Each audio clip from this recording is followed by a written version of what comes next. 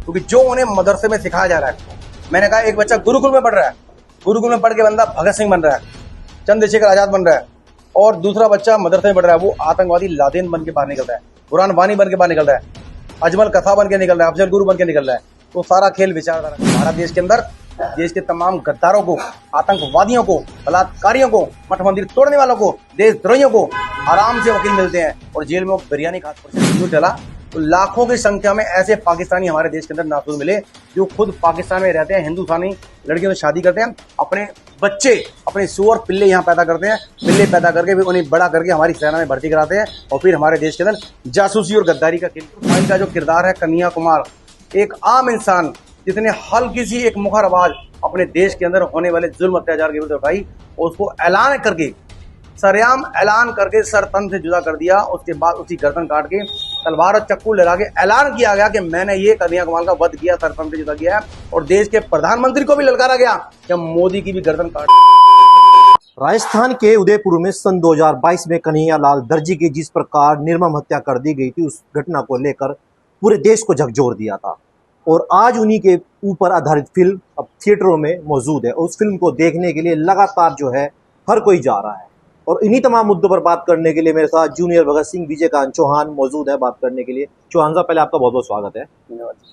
चौहान साहब, कैसे देखते हैं उस घटना को? सन 2022 की वो घटना को लेकर पूरे देश को झकझोर दिया था और आज उन्हीं के ऊपर आधारित वो फिल्म को लेकर विरोध भी जारी है, क्या कहेंगे? जब तक हम अपने देश के जो गांधीवादी सोच के लोग हैं, जो कहते हैं अहिंसा परमो धर्म, इस अधूरे मंत्र को स्कूल कॉलेज में बच्चों को पढ़ा के, परिवार को, हमारे देश के राजा महाराजाओं को पढ़ा के उन्हें नपुंसक बना दिया गया, जब से ही ये समस्या हमारे देश में बनी हुई है।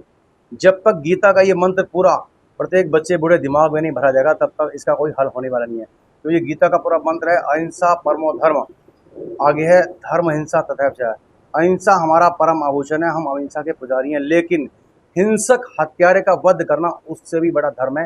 ये स्वयं भगवान श्री कृष्ण गीता में हमें सिखा के गए हैं, बता के गए और कह गए हैं कि संग शक्ति कलयुगे, कलयुग में भगवान का अवतार नहीं होगा। कलयुग में जो संगठन शक्ति के साथ रहेगा, संगठन की शक्ति हर इंसान के सुरक्षा के लिए भगवान के अवतार का काम करेगी। ये समस्या हमारे सामने है और कितना बड़ा दुर्भाग्य हमारे भारत देश के अंदर आज सरेआम एक छोटी मोटी बात के लिए भी सर तन से जुदा करके बात की जाती है। उदयपुर फाइल का जो किरदार है कन्हैया कुमार, एक आम इंसान जितने हल्की सी एक मुखर आवाज अपने देश के अंदर होने वाले जुल्म अत्याचार के विरुद्ध उठाई और उसको ऐलान करके, सरेआम ऐलान करके सर तन से जुदा कर दिया। उसके बाद उसकी गर्दन काट के तलवार और चक्कू लगा के ऐलान किया गया कि मैंने ये कन्हैया कुमार का वध किया, सर तन से जुदा किया है।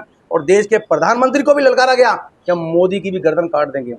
उसके बावजूद हमारा हिंदू समाज इतने बड़े जुल्म अत्याचार का कोई भी आक्रामक भूमिका नहीं निभाता, यानी कि सेल्फ डिफेंस पे रहता है, लेकिन दुश्मन के ऊपर अटैक करने की बात नहीं करता। क्योंकि जब तक हम एक कुत्ते के डर के भागते हैं, कुत्ता जब हमें भौंकता है, कुत्ता हमें जब काटने दौड़ता है, जब तक हम उससे डर के भागते रहते हैं तो हमारे को काटने के दौड़ता ही रहता है।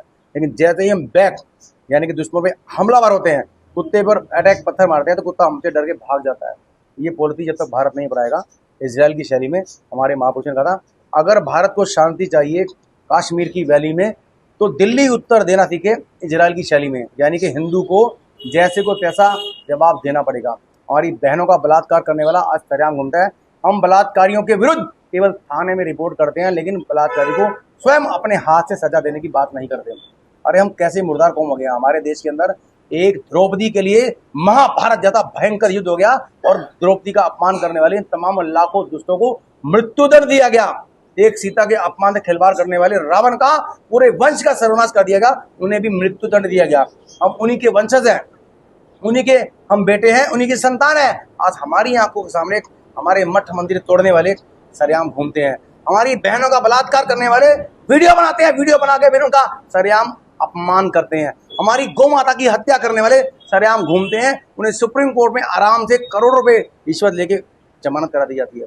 हमारे सिस्टम के अंदर वो जो लोग बैठे हैं, वो जो कहते हैं ना सरकार किसी की भी हो, राजीव गांधी का सरकार किसी की भी हो, लेकिन सिस्टम में लोग हमारे बैठे हैं, जो हम चाहेंगे वही होगा। कश्मीर के अंदर भी वो यही कहते थे, सरकार किसी की भी हो, सिस्टम में लोग हमारे हैं। लेकिन वहाँ सिस्टम बदला गया, सरकार बदली, सिस्टम बदला तो कुछ हल्का सा बदला हुआ।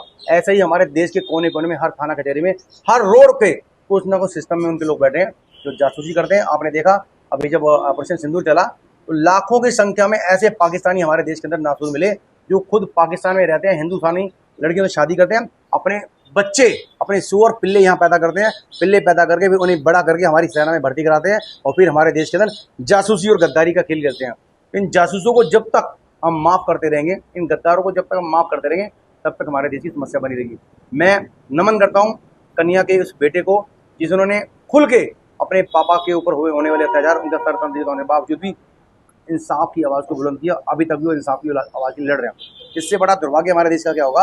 सर तंत्र से जुदा करके गर्दन का ऐलान करने के बाद वो कातिल बाहर आके जिसने स्वयं कबूल किया कि मैंने कत्ल किया है, वीडियो वायरल की, वो खुद कह रहा है मैंने कत्ल किया है, इसके बावजूद भी सुप्रीम कोर्ट से जमानत दे रहा है। और वही कातिल सुप्रीम कोर्ट में कत्ल करने के बाद कातिल अपने जो विरोधी उसके विरुद्ध सुप्रीम कोर्ट में केस लड़ रहा है। ये केवल भारत में ही संभव है।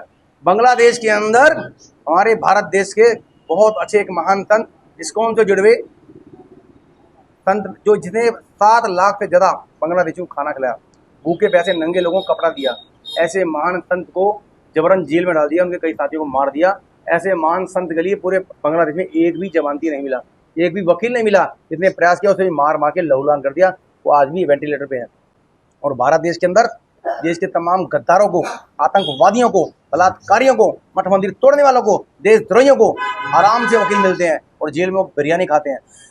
और भारत देश के अंदर देश के तमाम गद्दारों को, आतंकवादियों को, बलात्कारियों को, मठ मंदिर तोड़ने वालों को, देशद्रोहियों को आराम से वकील मिलते हैं और जेल में वो बिरयानी खाते हैं। जेल में रह के भी बाहर वो अफ्ता वसूली करते हैं और लोगों से तस्वीर की बात करते हैं और लोगों को ब्लैकमेल करते हैं, धमकियां देते हैं। ये केवल भारत में संभव है।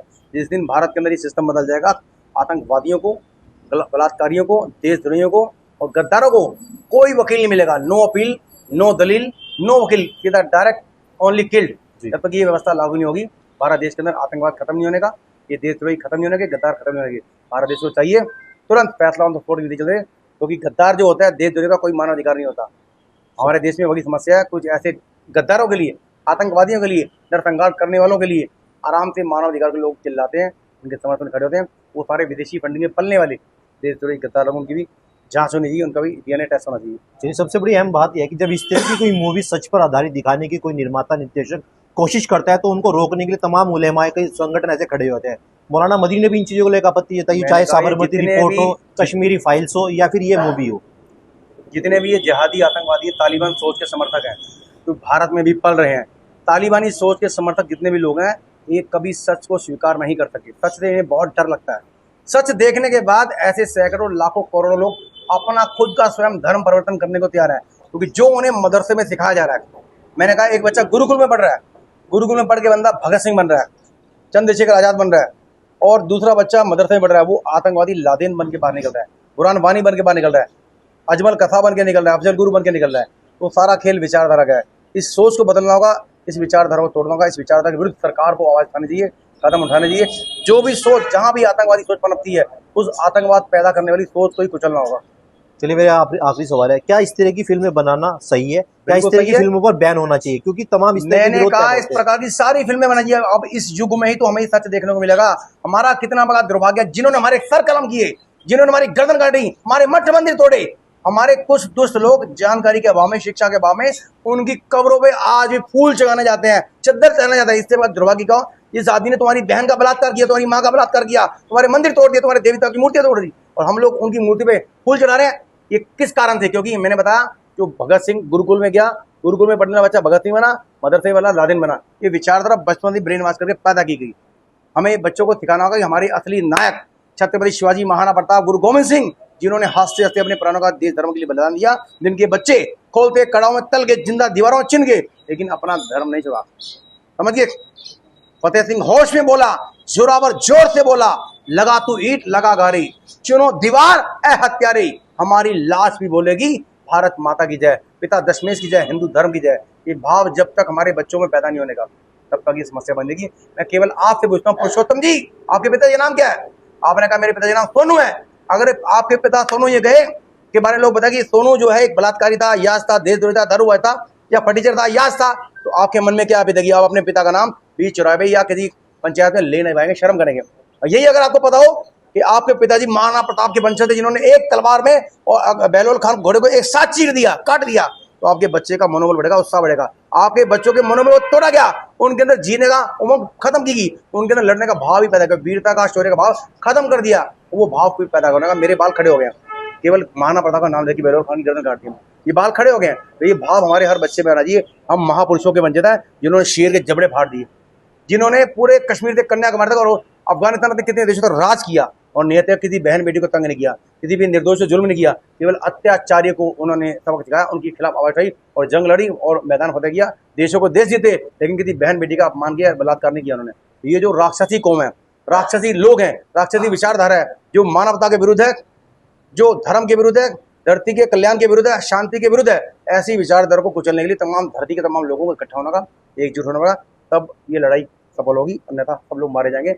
ये एक शिकारी कौम है जो हमारे लोग विरुद्ध एक युद्ध छेड़ चुकी है, और युद्ध के अंदर सैकड़ों हजार लोग डेली मारे जा रहे हैं। युद्ध के ऐलान से पता चलता है कि सामने लड़ाई चल रही है, एक साइलेंट युद्ध चल रहा है, सैकड़ों हजारों लाखों बहन बेटियों का रोज किडनैप किया जा रहा है, लव जिहाद के माध्यम उनको ब्रेन वॉश किया जा रहा है, उनको मार काटने के विदेशों में बेचा जा रहा है, उनकी किडनी गुर्दे सब बेचे जा रहे हैं। और हमारी अभी तक जितनी कौम है शांति वृद्धि के लिए आराम इस बात को देख रही है, इस बात को वो जानते हैं आजादी कि हिंदू जो है आज की डेट में लड़ना भूल चुके हैं, अहिंसा परमो धर्म की बात करते हैं, अहिंसावादी हैं और शांति और पुजारी के हैं, शांति और पूजा पाठ की बात करते हैं। जब तक हमारी वीरता नहीं जागेगी, हमें अपने महापुरुषों का संघर्ष नहीं सिखाया जाएगा, बताया नहीं जाएगा, तब तक हमारी वीर कौम लड़ने को तैयार नहीं। और इसका जवाब केवल आक्रामकता है, हमलावर होना है। अपनी आत्मरक्षा के लिए, बहन बेटियों के मान सम्मान संघर्ष के लिए आपको सशस्त्र क्रांति के लिए तैयार होना होगा, इसके बिना आपके पास कोई बचने का रास्ता नहीं है। चलिए, बहुत बहुत शुक्रिया आपने कीमती समय देने के लिए। तो ये थे वंदे मातरम मिशन एक चिंगारी ट्रस्ट के संस्थापक जूनियर भगत सिंह विजयकांत चौहान।